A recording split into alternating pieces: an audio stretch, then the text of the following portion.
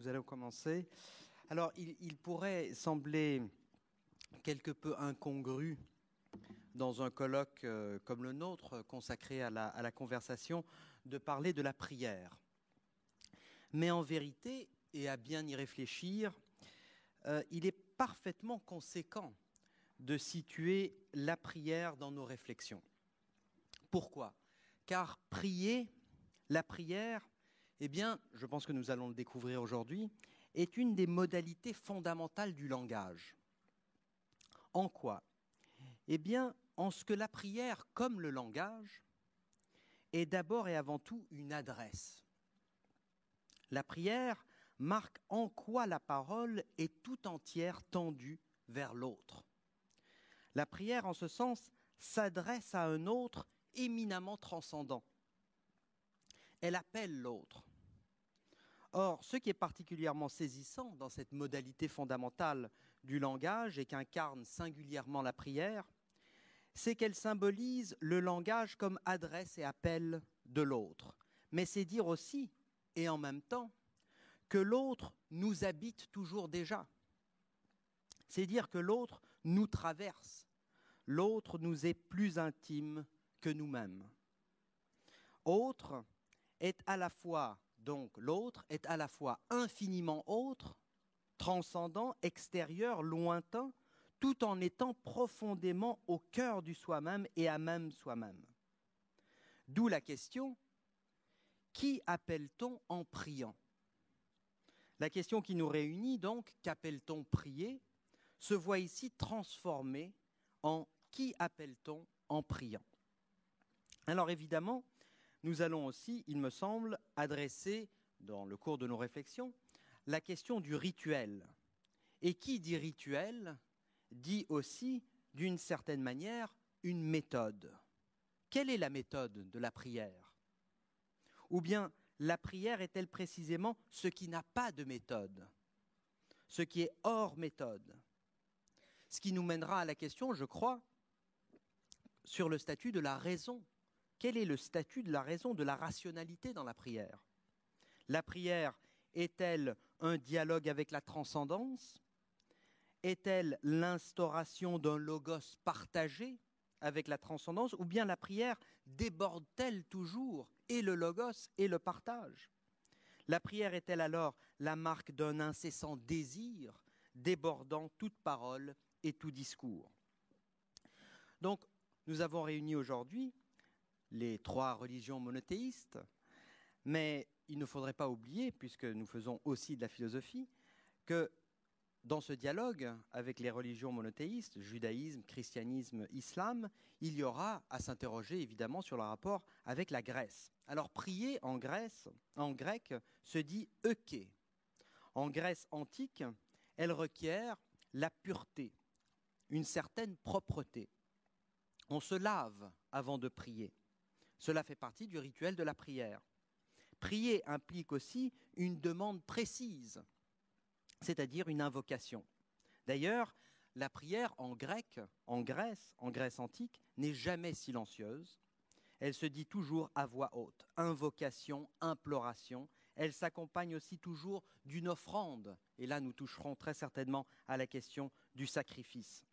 En ce sens, la prière, en ce qu'elle est sacrificielle, en ce qu'elle invoque une certaine logique du sacrifice, eh bien la prière se doit aussi d'être complètement désintéressée, c'est-à-dire anéconomique. Il sera intéressant, nous en parlerons, d'aborder donc en quoi la prière dans les monothéismes, judaïsme, christianisme et islam, se différencie ou se distingue, ou bien non, et comment, pourquoi, de la prière grecque, de l'invocation, de l'imploration grecque. Alors pour discuter de toutes ces questions et bien d'autres encore, je suis très heureux d'accueillir Delphine Orwiller, qui est rabbin, intellectuel, écrivain et journaliste. Elle exerce depuis 2008 au sein du mouvement juif libéral de France.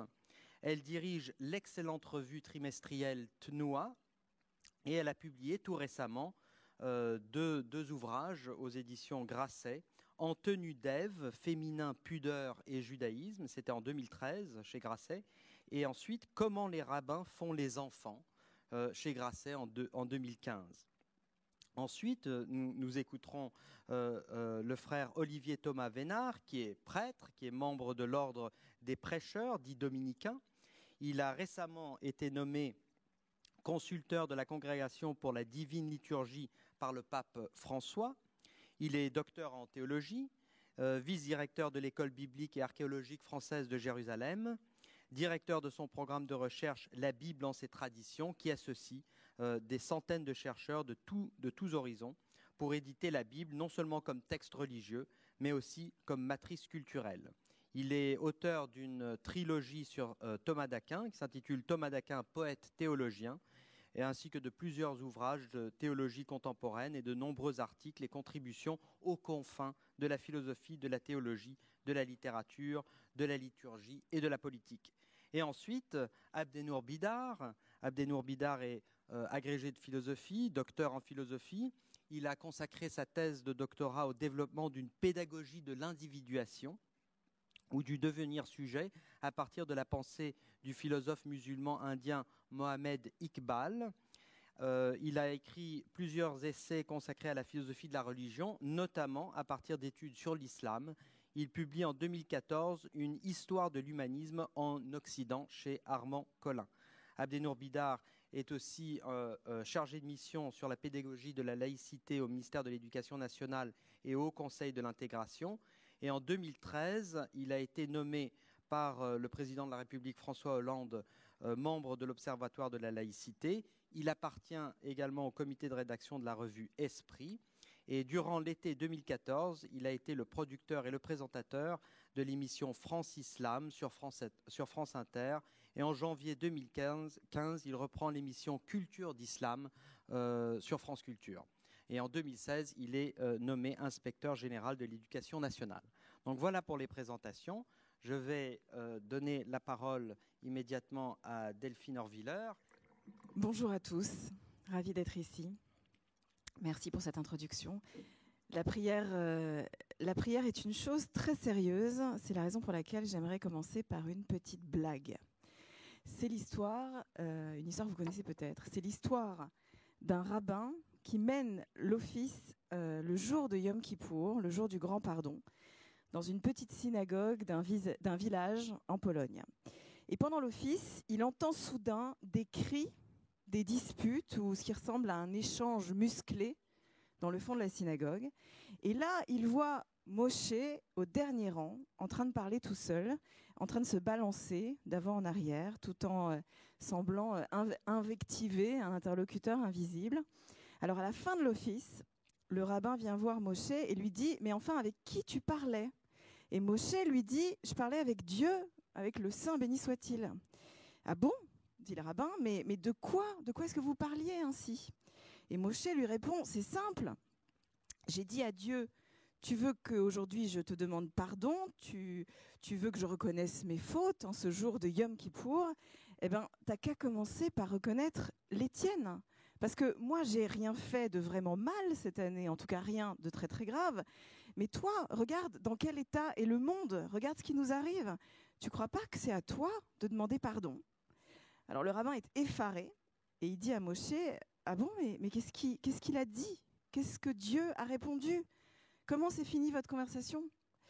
Eh bien, dit Moshe, j'ai finalement dit à Dieu, tu sais quoi, on va faire un marché, je te pardonne, tu me pardonnes et on est quitte.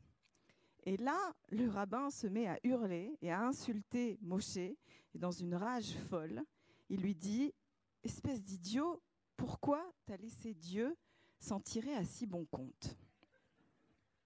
Voilà, cette blague juive, en fait, n'est à mon sens pas du tout une plaisanterie. Il me semble qu'elle raconte quelque chose d'extrêmement juste sur la conception juive de la prière, quelque chose qui est très difficile à traduire dans un autre langage religieux, en réalité, tant elle est aux antipodes de la façon dont la culture populaire conçoit bien souvent la prière autour de nous. Il me semble que, en bien des circonstances, la prière juive a quelque chose à voir, non pas avec une dispute, mais avec une forme de négociation, en tout cas de discussion avec le divin. Et pour le comprendre et pour l'explorer, eh bien, il faut commencer par s'interroger sur la posture centrale de la prière et la façon dont cette posture a été interprétée par la tradition. La prière juive par excellence, celle qui est au cœur de tous les offices de la journée, s'appelle dans la tradition juive la Amida, ce qui signifie le fait de se tenir debout, la verticalité. Et matin, midi et soir, matin, après-midi et soir plus exactement, il s'agit d'énoncer debout cette prière qui s'appelle debout. Jamais la prière juive ne s'énonce agenouillée et presque jamais elle ne s'énonce prosternée. Je dis presque jamais parce qu'il y a une exception, une seule, une fois par an, au moment des fêtes de Rosh Hashanah et de Kippour.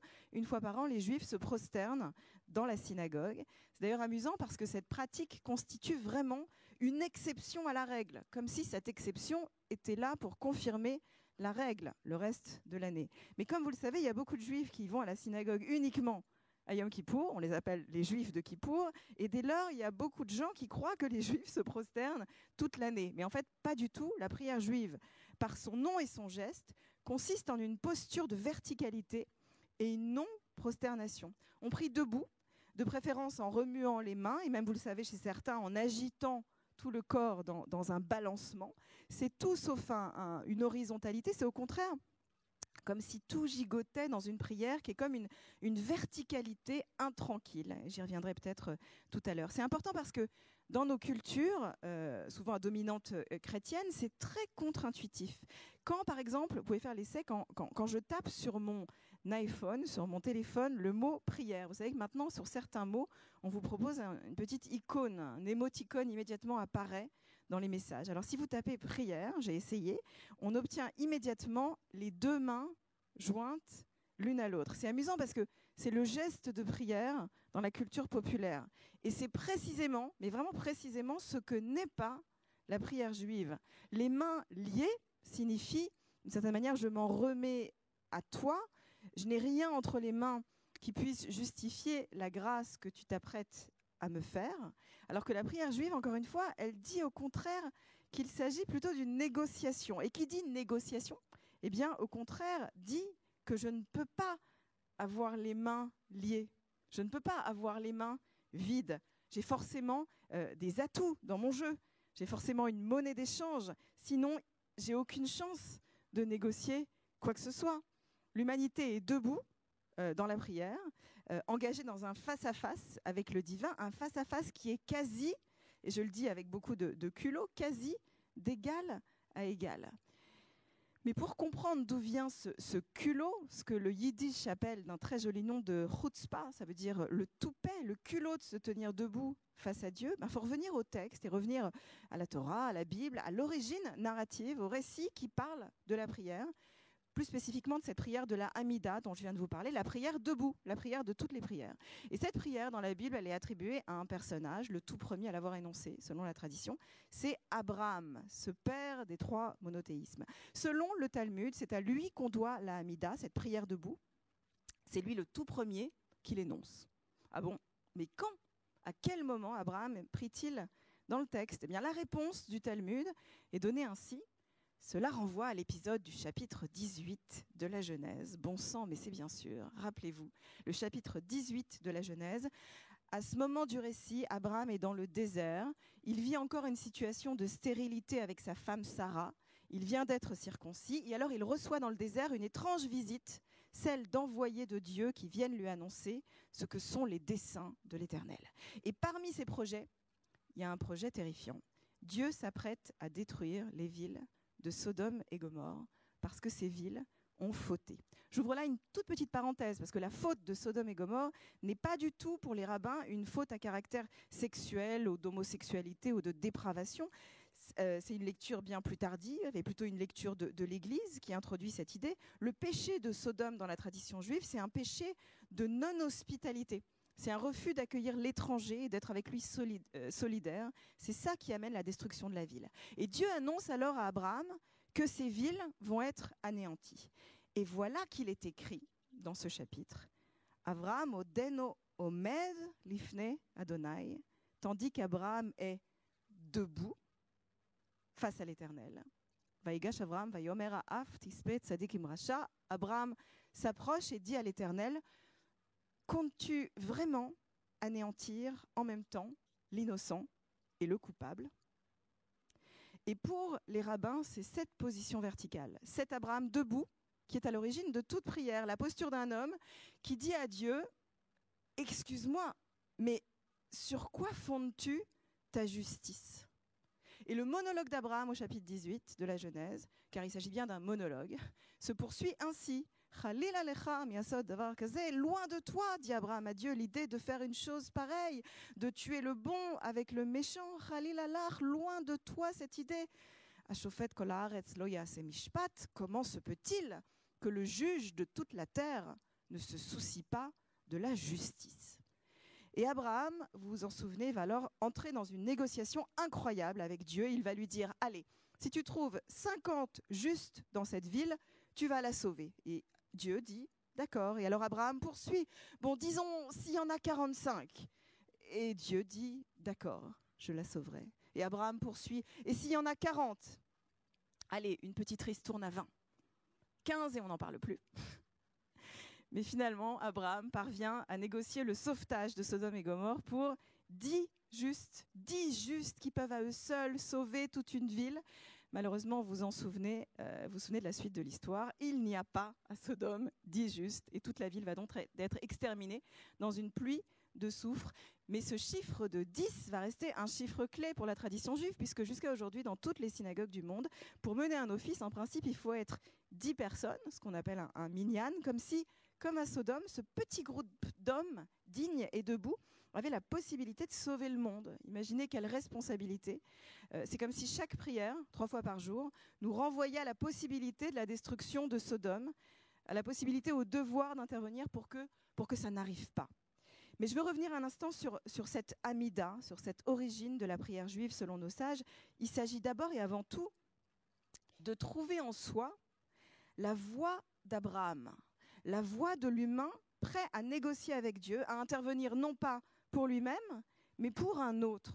Le devoir de se tenir debout face à une menace de destruction et interpeller Dieu au nom de la justice. Et de cette manière, la prière est ce qu'on pourrait appeler de la chutzpah, une forme de culot évident, parce que je suis obligée de m'interroger, de quel droit fais-je cela ? Qu'est-ce qui me permet de faire une telle chose, de me tenir ainsi debout ? Et là, on a une clé de compréhension de la prière sur laquelle j'aimerais vous inviter à méditer.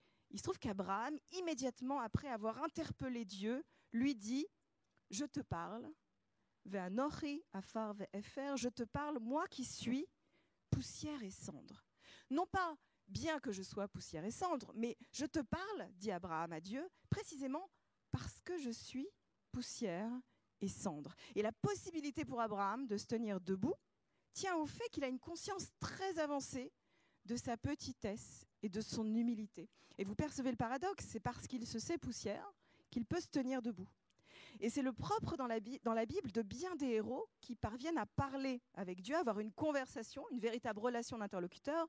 Chaque jour dans nos prières, par exemple au cœur de la Hamida, nous invoquons ces hommes en priant le Dieu d'Abraham, le Dieu d'Isaac, le Dieu de Jacob. On n'évoque pas dans les prières le Dieu de David, le roi plus puissant, ou le Dieu de Josué, le chef des armées, le Dieu de Samson invincible, ou le Dieu de Aaron, le prêtre, qui incarne une forme de perfection physique. Et au contraire, on prie le Dieu d'Abraham, d'Isaac et de Jacob, et on lit la Torah de Moïse, et les sages du Talmud disent et insistent là-dessus. Abraham était stérile et blessé. Isaac, une bonne partie de sa vie, était aveugle. Jacob, à partir du moment où il combat avec un ange, devient, et pour toujours, boiteux. Quant à la Torah de Moïse, eh bien, on nous dit que Moïse était un homme qui bégayait. Et je ne sais pas si vous percevez le trait d'humour imparable de ces sages qui nous disent « Voici tes héros, ceux que tu invoqueras dans la prière. Chaque jour, nous prions le Dieu d'un homme stérile, d'un aveugle, d'un boiteux, tout en lisant le livre d'un bègue. » Et c'est parce que nous connaissons les failles de ces hommes, leur vulnérabilité, leur douleur et leur imperfection, que nous connaissons les nôtres. Et c'est parce que nous les savons poussière et cendre que nous savons poussière et cendre, et donc capables de nous tenir debout et d'agir et de négocier. C'est parce que nous ne sommes rien qu'on peut tous permettre, suffisamment petit pour être très très grand. Et alors, Dieu peut entendre la prière de celui qui lui fait face dans la grandeur de sa petitesse, Un célèbre proverbe chassidique dit que Dieu entend la prière des cœurs brisés. Non pas parce qu'il les prend en pitié, mais parce que Dieu, précisément, aime cette brisure, aime les failles, les faillibles, les imparfaits qui peuvent se tenir debout face à lui. La prière de ceux qui l'interpellent et qui n'ont pas l'intention de le laisser s'en sortir à si bon compte. Merci à vous. Merci beaucoup Delphine Horviller pour ce très bel exposé. Nous n'avons pas beaucoup de temps, on va avoir après les 3 exposés du temps pour la discussion, mais on va passer tout de suite la parole à Olivier Thomas Vénard. Merci beaucoup pour votre invitation. Je suis habitué à m'exprimer plutôt sur des questions d'exégèse biblique et de théologie fondamentale.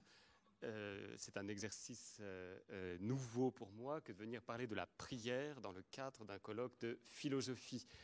J'ai donc décidé tout simplement de relire ces dernières semaines le traité sur la prière de Thomas d'Aquin dans la Somme de théologie et de le confronter à mon expérience. Ma pauvre expérience de très mauvais priant, et j'aboutis à un certain nombre d'expressions que je vous donne pour commencer avant de délivrer mon papier. La prière est un acte de la raison pratique, c'est une espèce de ventriloquie, c'est une aventure, c'est une querelle d'amoureux, c'est un carré blanc sur fond blanc, c'est une tranche d'ennui, et c'est une auberge espagnole. Premièrement, la prière est une activité rationnelle. Pour Thomas d'Aquin, prier est une œuvre de la raison pratique. La prière est une parole et non pas un simple cri. La prière étant un dire relève, nous dit Thomas d'Aquin, de l'intellect, et selon une jolie étymologie qu'il emprunte à Cassiodore, le mot oratio serait un mot valise de oris et ratio, raison, parler. Prier est rationnel parce que c'est une activité qui met de l'ordre. La raison pratique constate qu'il y a des choses nécessaires dans ma vie que je ne peux pas obtenir par moi-même. Il faut alors pousser à l'action ceux qui peuvent me les obtenir. Si ceux qui peuvent m'obtenir ces choses sont inférieurs, je les obtiens en donnant des ordres, en commandant. Mais si ceux qui peuvent m'obtenir ces choses nécessaires et que je n'ai pas sont égaux ou supérieurs, alors une seule solution, il faut les prier. Ces 2 façons d'agir, commandement et demande ou prière, comportent l'établissement d'un ordre. On dispose que quelque chose doit être fait par un autre agent. Aussi, cela relève-t-il de la raison à laquelle il appartient d'ordonner. Du grand Thomas d'Aquin. Ainsi, celui ou celle qui prie évalue rationnellement sa place dans l'échelle des êtres et joue sa partition dans la symphonie cosmique. En particulier, il accepte que des biens essentiels comme la vie, la santé, le bon ordre de la création ne sont pas ou sont si peu de notre ressort et qu'il faut les demander à un plus grand, en l'occurrence un Dieu créateur et provident. Prier est une activité rationnelle parce que cela met de l'ordre et c'est une activité rationnelle parce que cela instruit sur le cours des choses. Prier, c'est s'adresser à l'autre, comme le disait la problématique de notre table ronde, sans jamais pouvoir prédire ou présager de l'avenir de notre appel, comme en témoigne, et je suis sûr que chacun d'entre nous pourrait en témoigner, tant de prières non exaucées. La prière enseigne quelque chose sur le cours des choses et sur le monde comme il va. Prier Dieu de façon rationnelle, c'est, nous dit Thomas d'Aquin, écarter 2 erreurs. Premièrement, l'idée que la prière est pour but de faire changer d'avis Dieu, comme s'il était versatile. La prière, nous dit Thomas, n'est pas un acte de manipulation qui serait à placer en série avec des actes magiques de culte par lesquels on manipulerait la divinité. Donc la prière n'a pas pour but de faire changer Dieu d'avis. D'autre part, et c'est une erreur symétrique, le mépris de la prière comme une activité futile résultant de l'ignorance de l'absolue détermination de tout ce qui arrive par je ne sais quelle nécessité, la classe, la libido, les astres, la matière, le développement de l'univers, que sais-je. Entre ces deux erreurs, nous dit Thomas, si Dieu est Dieu et si la prière existe, c'est qu'il a décidé qu'il voulait nous donner certains biens par le moyen de la prière. Je le cite, Thomas d'Aquin, ce n'est pas Thomas pour lui-même que je cite, c'est cette somme de sagesse occidentale qu'il reformule, si vous voulez. La providence divine ne se borne pas à établir que tel ou tel effet sera produit, elle détermine aussi en vertu de quelle cause et dans quel ordre il sera établi. Nous ne prions pas pour changer l'ordre établi par Dieu, mais pour obtenir ce que Dieu a décidé d'accomplir par le moyen de nos prières. Vision extraordinaire, c'est un peu carré blanc sur fond blanc. Il s'agit d'entrer dans quelque chose qui est déjà donné. Prier n'est ni changer le cours des choses, ni se résigner aveuglément au cours des choses, mais participer au cours des choses. Et du coup, prier nous instruit sur Dieu. Quel Dieu la prière nous fait-elle rencontrer? Non pas le Dieu versatile ou inconstant. Et quand on a affaire à un Dieu qui peut trop vite changer d'avis, on arrive vite à un Dieu arbitraire, une espèce de tyran céleste. Non pas un Dieu indifférent, perdu dans sa transcendance, isolé, loin de toute créature, d'une manière de concevoir la transcendance extrêmement grossière, comme si la transcendance consistait seulement à être autre, comme cette table est autre que cette table. Non, mais un Dieu absolument prévoyant, provident, dans les moindres détails, d'une manière qui nous échappe pourtant, puisque sa providence comprend nos actes libres et nos décisions volontaires, sans les contraindre. C'est véritablement penser à un Dieu transcendant, une sorte de mélange de nécessité et de liberté qui, dans la tradition chrétienne, porte le nom d'amour. Il n'y a pas de système de vase communicant entre la liberté humaine et la liberté divine, comme si plus de l'une signifiait moins de l'autre, ce serait une idolâtrie. Ce serait, dit Thomas, concevoir Dieu à la manière d'un agent créé. La prière nous fait donc rencontrer Dieu comme divin, dans sa propre transcendance, pas seulement autre, mais autrement autre, possiblement immanent, loin de nos grossières dialectiques entre le même et l'autre, entre le nécessaire et le gratuit. Alors, si prier, c'est s'adresser à Dieu, la première question qui se pose est comment le nommer?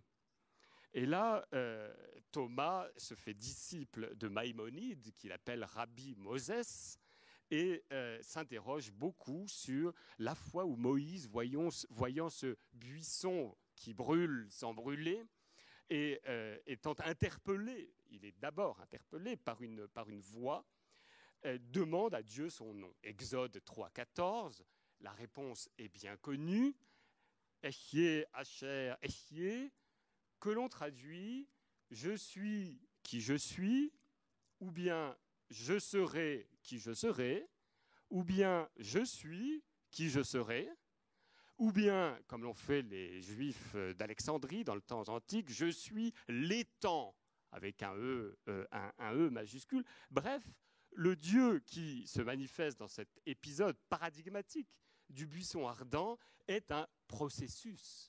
C'est une expérience à faire. Je suis tel que je vais me manifester, et en l'occurrence, je suis tel que tu vas apprendre à me connaître, Moïse, si tu acceptes d'entrer dans l'action avec moi. La mission que je te donne, cet épisode se passe au moment où Dieu va l'envoyer, essayer de convaincre Pharaon de libérer son peuple. Dans le Nouveau Testament, le nouveau Moïse pour les chrétiens, Jésus-Christ, de la même manière, s'exclut de toute nomination. Et à chaque fois que des interlocuteurs veulent le nommer comme Messie ou comme ceci ou comme cela, il se débrouille dans la conversation pour arriver à cette question, et cette question seulement, pour vous, qui suis-je ? Un Dieu qui se présente comme une expérience à faire, comme une aventure à vivre, qui n'est pas maîtrisable. Expérience qui est un être pris autant qu'un prendre, car la relation établie entre Dieu et le priant dépasse le clivage entre le même et l'autre.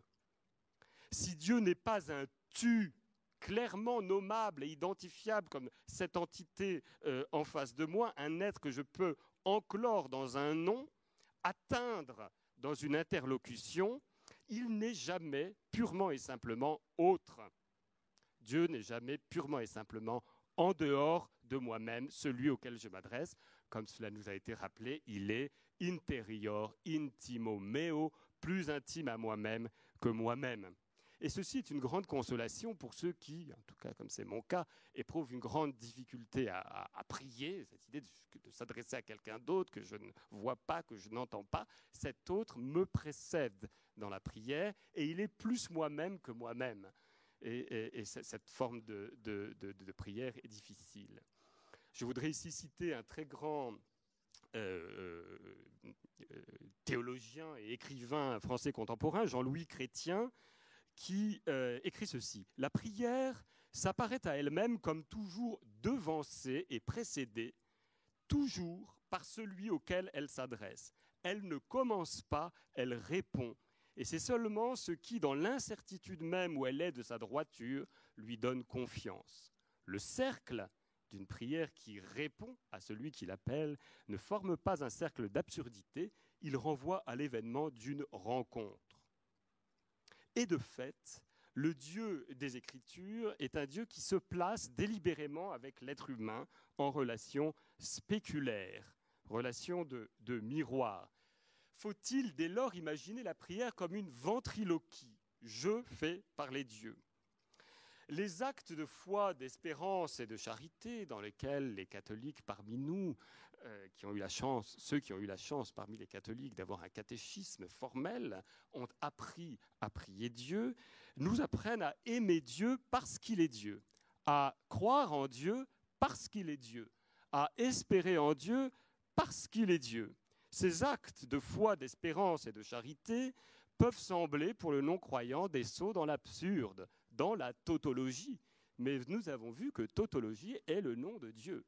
Je suis qui je suis. En réalité, ces actes reflètent, au miroir des consciences créées, la structure tautologique de la manifestation divine. L'écriture et les prières dans l'écriture, en particulier les psaumes, nous le disent très bien. Il y a un psaume que je trouve merveilleux, drôle et redoutable, psaume 18 dans la numérotation latine. On dit ceci à Dieu: « Tu es fidèle avec le fidèle, tu es sans reproche avec l'irréprochable, pur avec qui est pur, mais rusant avec le fourbe. » Certains traduisent même pervers avec le pervers. Vous voyez, cette structure de miroir, tu fais un pas vers Dieu, Dieu fait un pas vers toi. Le Nouveau Testament continue cette relation spéculaire entre le Dieu et le croyant. Dans l'épître de Jacques, « Approchez-vous de Dieu, et il s'approchera de vous. Soyez humbles en face du Seigneur, et il vous élèvera. » Et le Nouveau Testament trouve en tout cela un encouragement à l'action. C'est cela qui nous donne l'équivalent de la chutzpah, terme que j'aime énormément et qu'on apprend à chérir en Israël si l'on veut survivre. L'équivalent chrétien de la chutzpah s'appelle la parésia. La parésia qui consiste à, justement, dans sa petitesse, et puis dans le cadre du christianisme, dans sa filiation adoptive, dans le Fils unique de Dieu, s'approcher pour parler. La raison métaphysique de tout cela, elle est donnée et dans le Nouveau Testament et reprise par Thomas d'Aquin. Il n'y a pas de concurrence entre l'action du Créateur et les actions des créatures. Agir pour une créature, c'est toujours déjà être agi par Dieu. Philippiens 2,12. Travaillez à accomplir votre salut, aussi bien Dieu est là qui opère, qui travaille en vous, à la fois le vouloir et l'opération même au profit de ses bienveillants desseins. Bref, on ne prie pas pour faire bouger Dieu, comme s'il avait besoin que nous le bougeassions, mais nous prions pour nous bouger en direction de Dieu. Nous sommes son ouvrage, continue le même Paul dans Éphésiens 2,10, ayant été créés en Jésus-Christ pour faire de bonnes œuvres que Dieu a préparées d'avance afin que nous les pratiquions. Donc une vision d'un Dieu provident dans les moindres détails, jusque dans mes actions, libres, volontaires et responsables. La prière apparaît donc comme une sorte d'acte gratuit, totalement libre, et pourtant totalement et éternellement prévu. Le priant est en quelque sorte invité à entrer dans une espèce de chef-d'œuvre, une esthétique du carré blanc sur fond blanc. Du coup, je crois qu'il est faux de présenter la prière comme un dialogue. C'est faux et c'est désastreux. Je m'inspire ici d'un très grand mystique du XXe siècle, encore très peu connu, qui est mort il y a quelques dizaines d'années à la trappe de Céphon, dans l'Allier, le père Jérôme, qui s'insurgeait, lui qui avait des milliers d'heures d'oraison devant le Saint-Sacrement, à genoux au compteur, il s'insurgeait contre cette définition pieuse, je veux dire pieusarde, de la prière comme un dialogue. En réalité, on entend très rarement l'interlocuteur. Certaines personnes ont la chance d'avoir cette grâce mystique d'une locution, mais en général, il faut bien le dire, on se sent bien seul. La communication dans la prière est extrêmement indirecte. Il y a un décalage dans le temps entre ma prière et l'exaucement éventuel de cette prière. Là encore, la Bible nous donne un très bel exemple de quelqu'un qui a vraiment besoin de prier. Il est dans une grande détresse. Je pense au patriarche Jacob, qui est poursuivi, qui ne sait pas ce qui va advenir de lui et qui finalement, dans sa grande fatigue, s'endort, la tête sur un rocher, un caillou. Et pendant qu'il dort, le moins qu'on puisse dire est qu'il n'est pas très attentif dans sa prière. Il n'y apporte pas un grand soin. Mais pendant qu'il dort, le ciel s'ouvre et c'est la fameuse échelle de Jacob avec des anges qui montent et qui descendent. Cette échelle de Jacob qui lui advient alors qu'il dort devient une espèce de métaphore de la prière dans la tradition mystique chrétienne. Or, ce priant, non seulement ne se concentrait pas vraiment, mais il roupillait. J'ai été très heureux quand j'étais frère novice et désireux d'entrer dans la prière, de tomber sur un texte plein d'humour british de John Henry Newman, devenu vieux cardinal chenu de l'Église catholique, après tout son magnifique périple intellectuel, et qui réfléchit sur son attitude par rapport aux liturgies. On a dit qu'on allait parler un peu des liturgies. Et il se rend compte que les liturgies, ça le bassine, ça l'a toujours bassiné, et rien ne s'y est passé, je le cite parce que ça vaut la peine. Des offices qui, à l'époque, malgré notre foi en leur caractère sacré, importunaient nos cœurs volages. Des offices que nous étions tentés de trouver trop longs, que nous redoutions à l'avance, et que nous désirions voir prendre fin pendant leur célébration. Hélas, comment pouvons-nous être aussi aveugles, aussi insensibles à notre plus grand bien? De tels offices se révèlent plus tard tout pleins de Dieu. Plus tard, tu comprendras. C'est une des paroles du Christ dans les évangiles à ses disciples qui ne comprennent pas ce qu'il fait ou ce qu'il dit.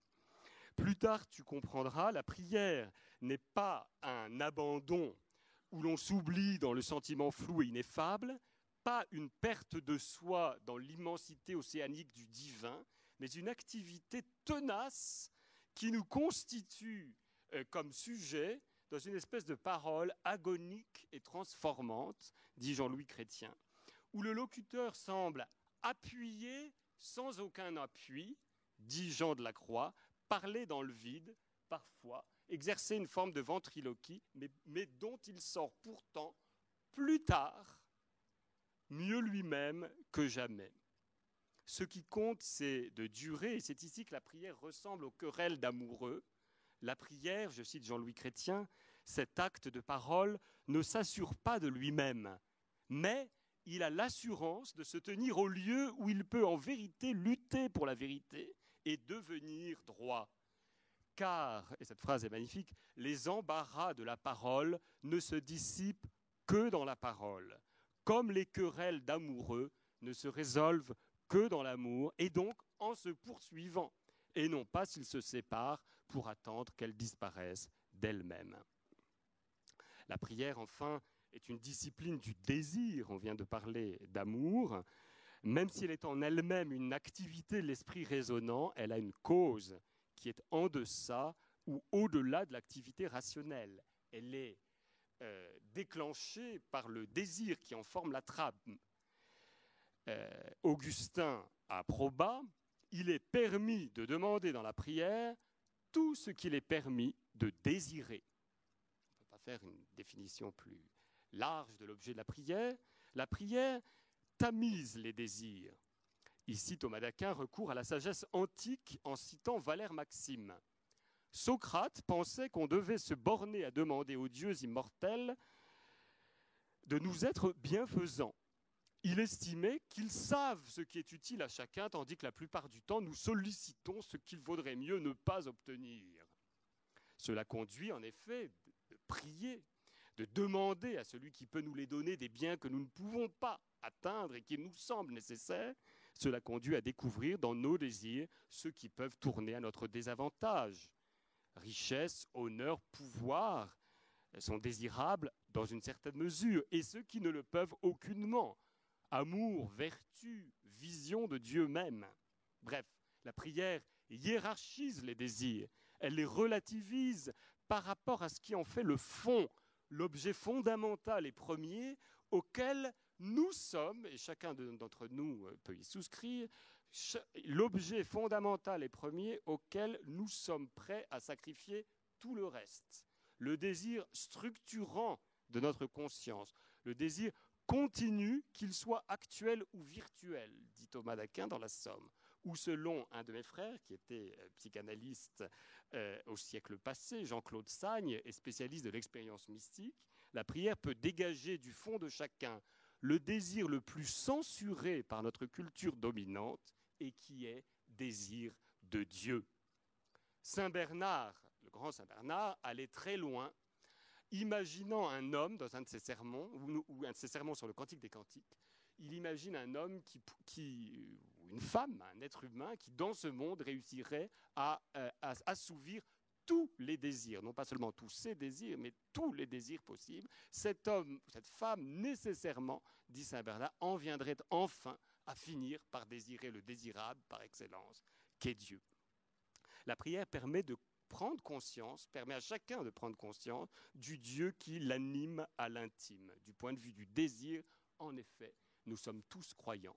Nous avons tous un Dieu, même si nous ne le nommons pas, cette chose à quoi nous sacrifions tant et qui structure notre conscience.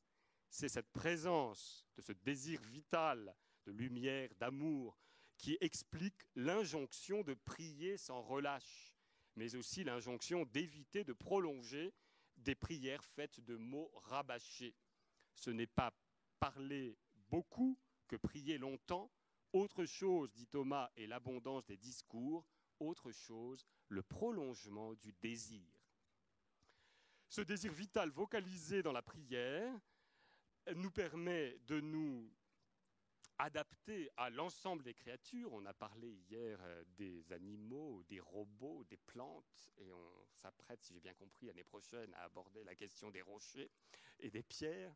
En tout cas, la hiérarchie entière des êtres créés. Je terminerai simplement en citant un très très joli passage, très évocateur, de Tertullien dans son traité sur la prière. Toutes les créatures prient. Les bêtes domestiques et les bêtes sauvages fléchissent les genoux et lorsqu'elles sortent de leurs étables ou de leurs repères, elles regardent vers le ciel, non sans motif, en faisant frémir leur souffle, chacune à sa manière. Quant aux oiseaux, lorsqu'ils se lèvent, ils se dirigent vers le ciel et ils étendent leurs ailes, comme nous étendons les mains en forme de croix, et ils font entendre ce qui apparaît comme une prière. Je vous remercie. Merci beaucoup Olivier Thomas Vénard pour ce très très bel exposé. Je vais passer maintenant la parole à Abdenour Bidar. Bonjour à toutes, bonjour à tous. Le thème général de ces rencontres est le thème de la conversation. Et en effet, je crois que nous avons besoin d'avoir une conversation. Il faut qu'on parle. Je vous explique en quel sens je l'entends. Nous sommes aujourd'hui dans des sociétés extrêmement diverses.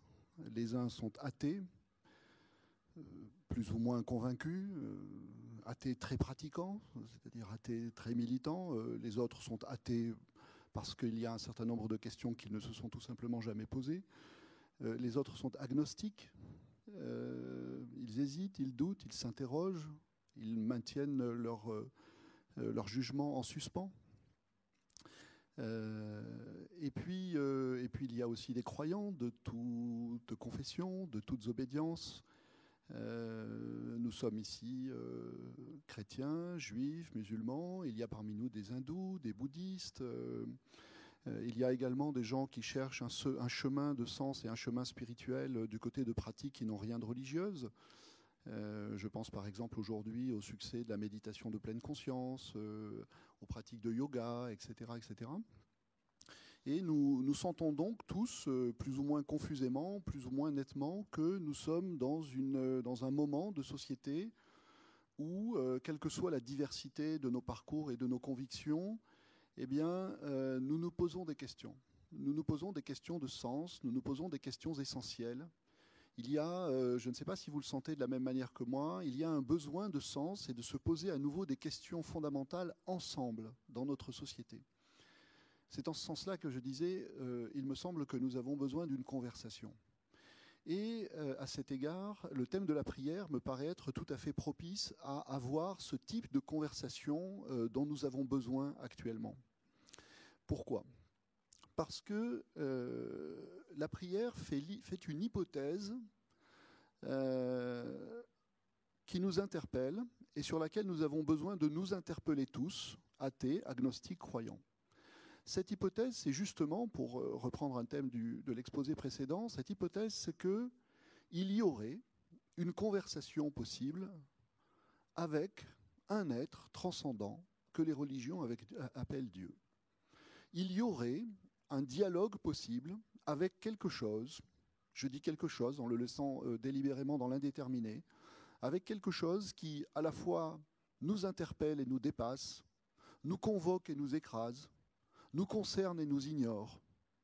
En tout cas, quelque chose dont la transcendance nous apparaît comme mystérieuse, puisque, si je le dis comme les religions l'ont toujours dit dans leur théologie, cette transcendance serait en même temps cette fameuse immanence dont il a été question à travers l'intimior intimo meo, dont nous parle Augustin dans les Confessions. Bon. En tout cas, voilà. Je crois que si aujourd'hui, dans notre société multiculturelle, où notre rapport au religieux, notre rapport au spirituel est très différent selon les individus, eh bien, nous voulons avoir des conversations et nous sentons que nous avons besoin d'avoir ces conversations. La prière peut être un bel objet de conversation à travers l'hypothèse qu'elle nous propose. Que se passe-t-il dans la prière ? Si je le dis comme Kant, vous savez les fameuses 4 questions kantiennes, que dois-je faire, que puis-je savoir, que m'est-il permis d'espérer, qu'est-ce que l'homme ? C'est la 3e qui nous intéresse ici. Que m'est-il permis d'espérer dans la prière ? Est-ce que dans la prière, il m'est permis d'espérer entrer en relation avec un être mystérieux qui me dépasse, peut-être avec l'être des êtres, peut-être avec l'être qui est à l'origine de tout ce qui est, peut-être avec l'être qui n'a besoin que de dire qu'il est, sans préciser ce qu'il est, parce qu'il est justement tout ce qu'il est, et peut-être même plus que ce qu'il est, comme le disent d'ailleurs les théologies apophatiques, bon, ou bien est-ce que je suis simplement dans ce moment, en réalité, dans un moment de très grande solitude, c'est-à-dire que, loin de faire l'expérience du contact avec une réalité transcendante, ma croyance est une illusion subjective qui me donne le sentiment justement de dialoguer avec un être supérieur, alors qu'en fait, tragiquement, mais peut-être que je ne veux pas me l'avouer, je suis tout seul. Je suis tout seul. Et donc, nous sommes convoqués ici devant une alternative qui nous convoque, que nous soyons athées, agnostiques ou croyants, parce que cette alternative est, je dirais, essentielle dans notre réflexion sur notre condition humaine. Est-ce que moi, l'être humain, j'ai la possibilité ou non d'entrer en contact avec quelque chose dont la nature dépasse les limites de ce monde, c'est-à-dire de faire, pour le dire encore une fois comme Kant, une expérience métaphysique. ou pas? Est-ce que véritablement, je peux ambitionner qu'il y ait dans ma prière un face-à-face avec Dieu, une rencontre avec Dieu, ou avec ce dont Dieu est le chiffre, ou si vous voulez, le symbole, hein? Ou est-ce que, tout compte fait, tout bien pesé, en mon âme et conscience, après avoir bien examiné la chose, j'en arrive à la conclusion qu'en effet, dans cette église, dans cette synagogue, dans cette mosquée, dans la nature, je peux prier dans la nature, hein, je suis tout seul. Je suis tout seul et ça n'a été qu'un moment, ce moment où je me suis donc je me suis adressé à quelqu'un dont finalement il me semble qu'il s'agit simplement d'un être fictif. Eh bien, ça a été un moment de consolation, à défaut d'être un moment de grâce. Bon.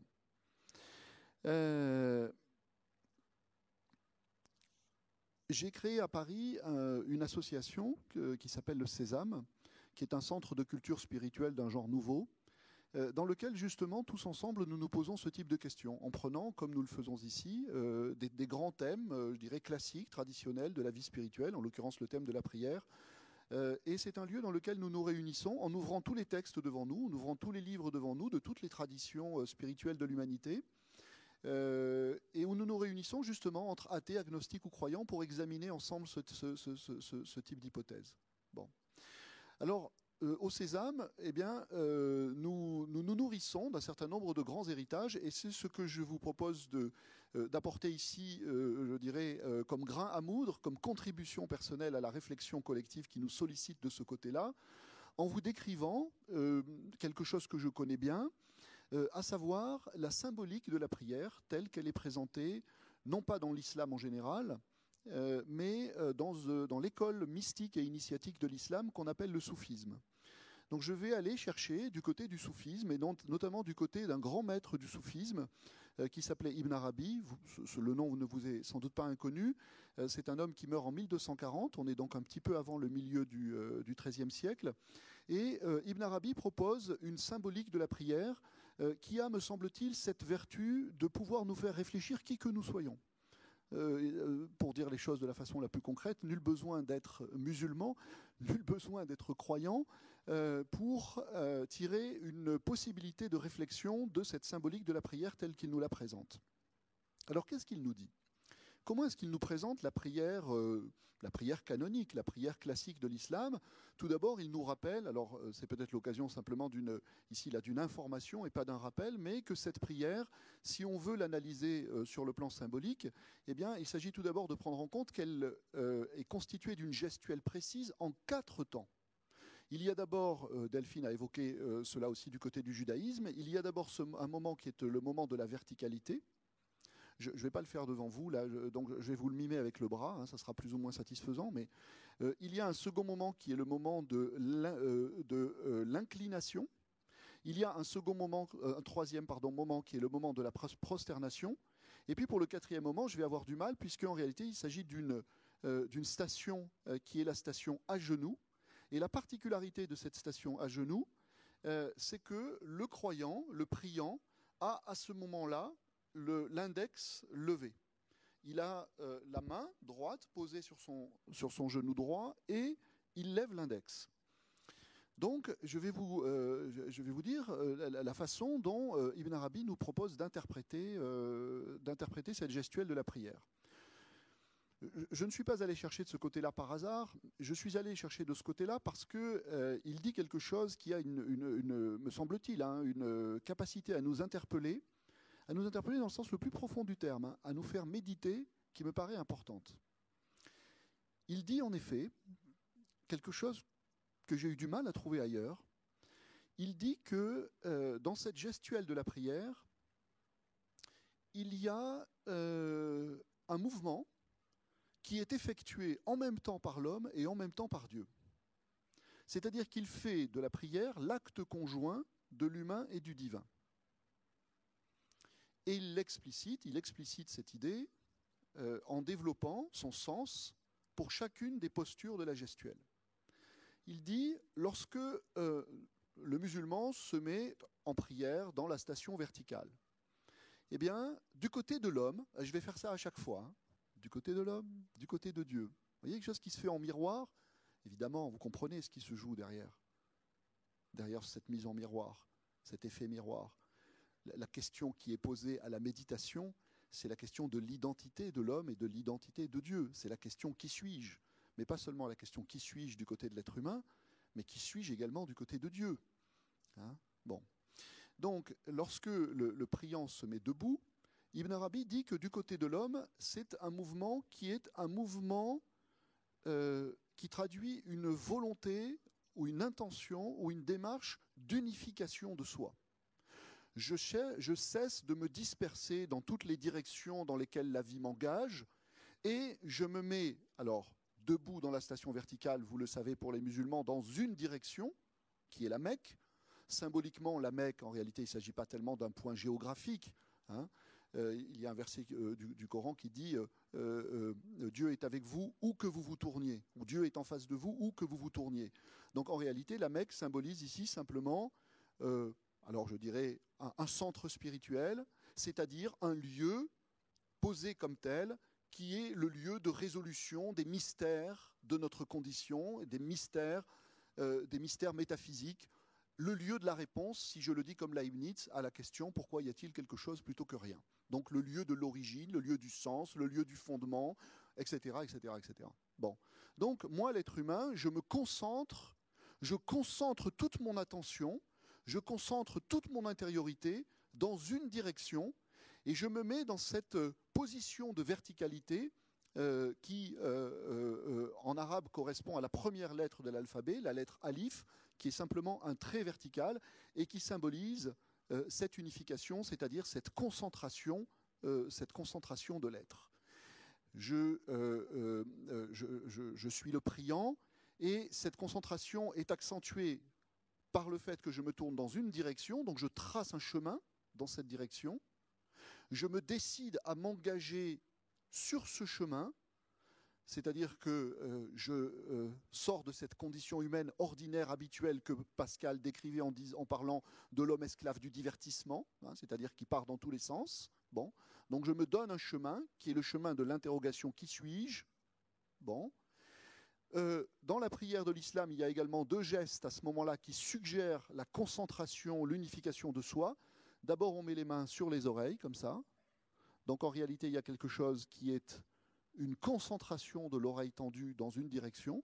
Ça peut symboliser également l'oreille fermée, c'est-à-dire, comme le disait Platon dans le Phédon, j'envoie promener le corps et je me mets en lien avec ce que je vais puiser dans mon intériorité, dans le profond de mon intériorité. Bon. Et puis il y a un autre mouvement, après avoir mis les mains derrière les oreilles, et ce mouvement, c'est le mouvement qui consiste à ramener les mains sur la poitrine. Alors là, on retrouve des gestes qu'on a dans différentes traditions spirituelles. Lorsque, par exemple, dans les traditions extrêmes orientales, eh bien, les mains sont jointes comme ça, à chaque fois, il s'agit de figurer corporellement une attitude intérieure qui est une attitude de méditation, de concentration, etc. Bon. Mais Ibn Arabi nous dit, en réalité, le geste se fait aussi du côté de Dieu. C'est-à-dire que ce qui, du côté de l'homme, est un effort d'unification, hein, eh bien, du côté de Dieu, est l'expression de son unicité. L'expression de son unicité, donc il le dit à la mode monothéiste, le fait que Dieu est un, le fait qu'il n'y a pas plusieurs dieux, le fait que Dieu étant Dieu, il ne peut être qu'un. Pourquoi est-ce qu'il ne peut être qu'un?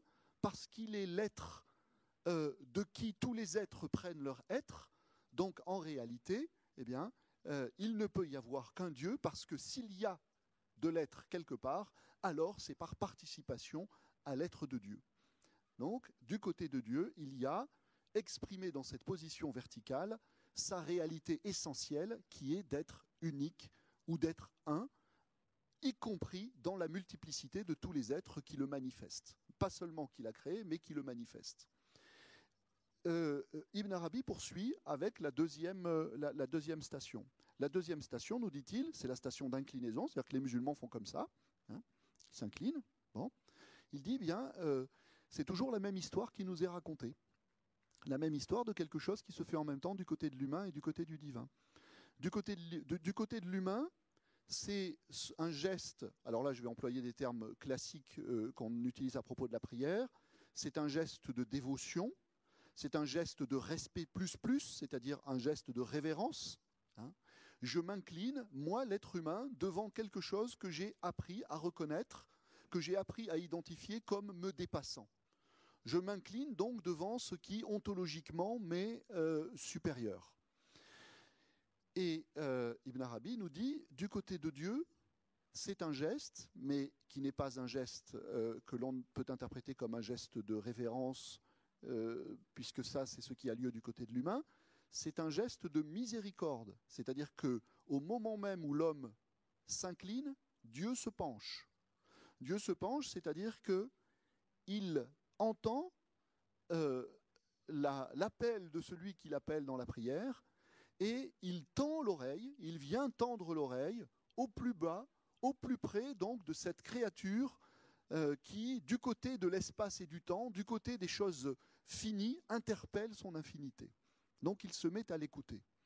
Et là, on a un certain nombre de versets du Coran qui sont sur le registre classique aussi dans la religion de la promesse, hein, c'est-à-dire que la promesse qui est faite ici, c'est « celui qui m'appelle, je réponds à son appel ».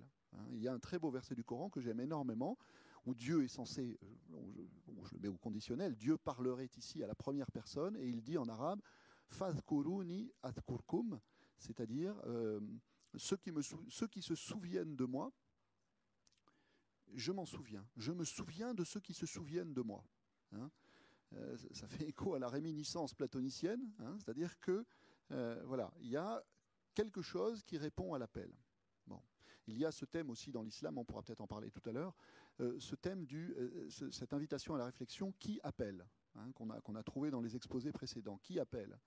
Et ça, dans l'expérience de la prière, c'est quelque chose dont le croyant a... Alors, est-ce que c'est une perception, l'intuition ou l'envie, le désir? Mais en tout cas, la conviction forte sur le plan intérieur qu'il a été appelé avant d'appeler. Et que s'il s'est mis à appeler, c'est qu'il avait été appelé. Et que la réponse précède l'appel que nous, les êtres humains, nous pouvons lancer du côté de ce que Camus appellera le silence déraisonnable du monde. Justement, encore un concept qui nous interpelle tous du côté de la prière. La prière, souvent, se fait en silence. Alors, il y a des prières à voix haute, bien sûr, mais la prière peut être murmurée. Et la prière se fait souvent dans des lieux de silence. Voyez ? Et donc là, on est convoqué devant une vieille question, qui est aussi vieille que notre humanité, c'est qu'est-ce qui se passe dans le silence? Est-ce que le silence, c'est le moment où la conversation s'arrête, ou est-ce que le silence, c'est le moment où la conversation commence? Voyez ? Qu'est-ce qui se dit? Est-ce qu'il y a quelque chose à entendre dans le silence, ou est-ce que le silence n'est qu'un vide? Si j'étais chinois, je dirais quel est le plein qui est caché dans ce vide? Voyez? Et les différentes traditions spirituelles de l'humanité nous ont invités à tendre notre oreille pour faire cette expérience de quelque chose qui s'entend dans le silence, et dont le silence est le langage, si vous voulez. Bon. Donc là, il y a, me semble-t-il, quelque chose à méditer. Vous voyez, à travers un thème comme celui-ci, finalement, si, entre autres, hein, sans la résumer de cette façon, mais si la prière est une expérience du silence, que l'on passe par la prière ou par une autre expérience du silence, nous voilà tous ramenés à cette question et au fait, qu'est-ce qui se passe dans le silence? Est-ce que moi, l'être humain, je peux entendre quelque chose dans le silence? Ou est-ce que le silence est seulement un intervalle entre deux paroles, entre deux dialogues, entre deux expressions de sens, entre deux recherches de vérité? Vous voyez? Bon. Je vous excuse, madame. Comment?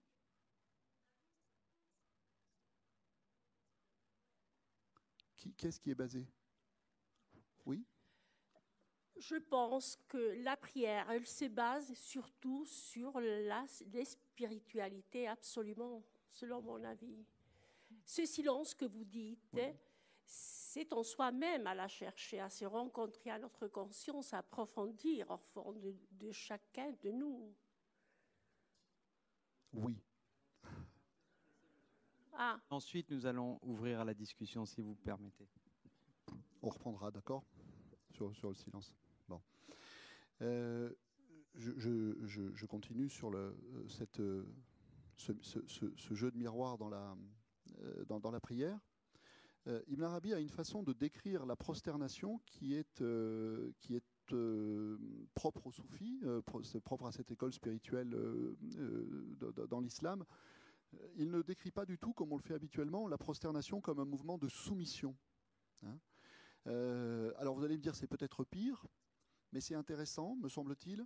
Il décrit le moment de la prosternation comme un moment d'extinction de l'être, d'extinction de notre être, à nous, être humain, en tout cas dans ce que notre être a de plus, je dirais, égotique ou ordinaire. Et il le décrit comme un moment qui est un moment, à partir du moment où nous sommes passés par la porte de cette extinction de notre être, comme un moment d'unification avec Dieu. C'est comme un moment dans lequel, d'une certaine façon, il ne reste plus que l'être de Dieu. Bon. Mais ce qui est intéressant, c'est que là encore, il fait le parallèle. Il dit ce qui, de notre côté, est vécu ou peut être vécu comme une extinction, du côté divin, est une infusion.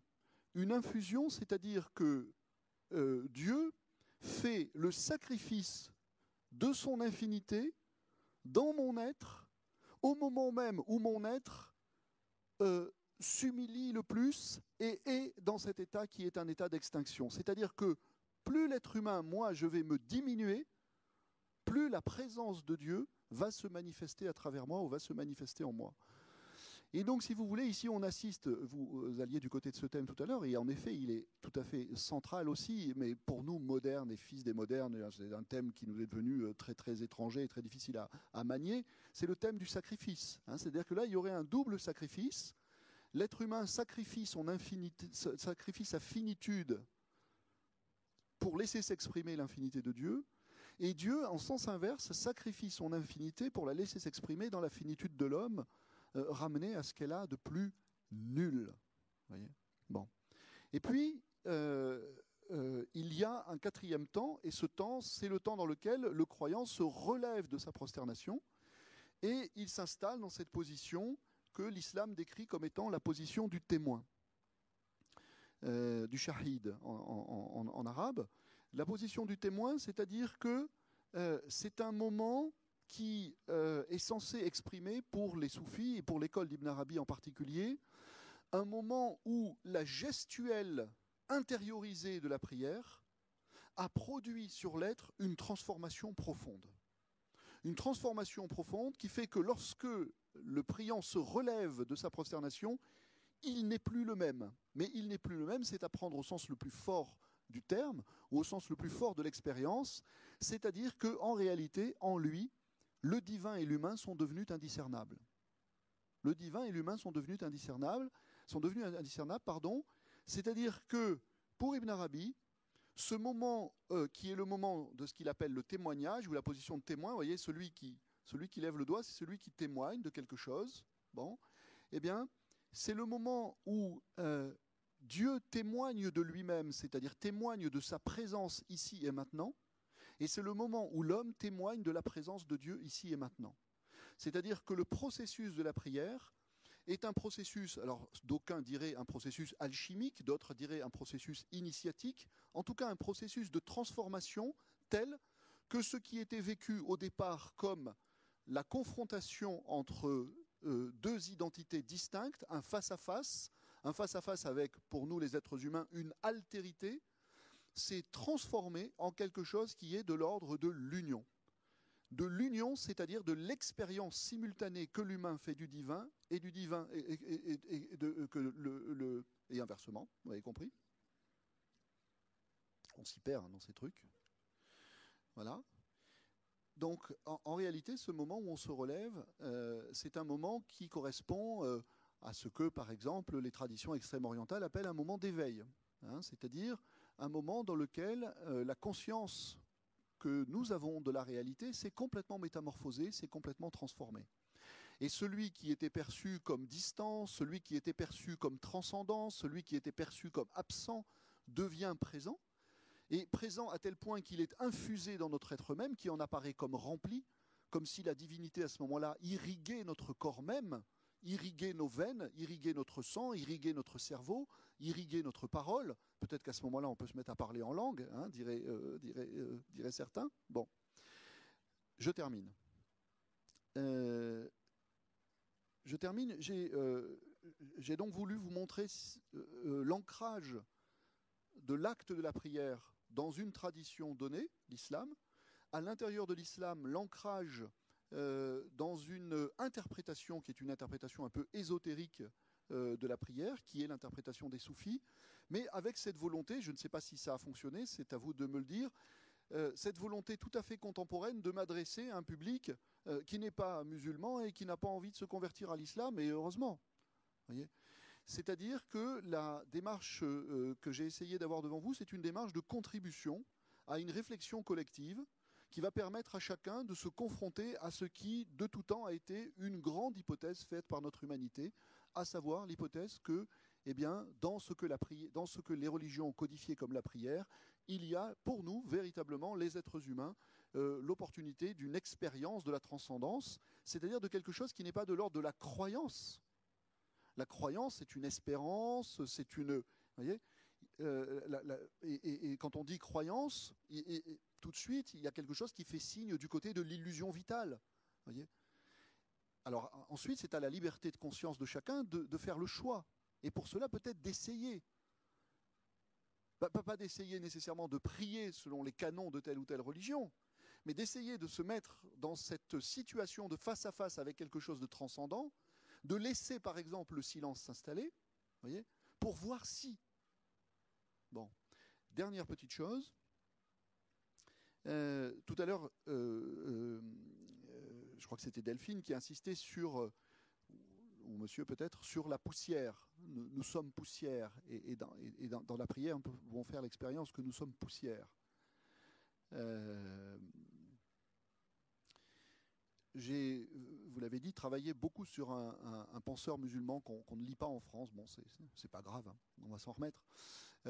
Mais qui s'appelle Mohamed Iqbal. Et Mohamed Iqbal était non seulement un philosophe, mais il était poète.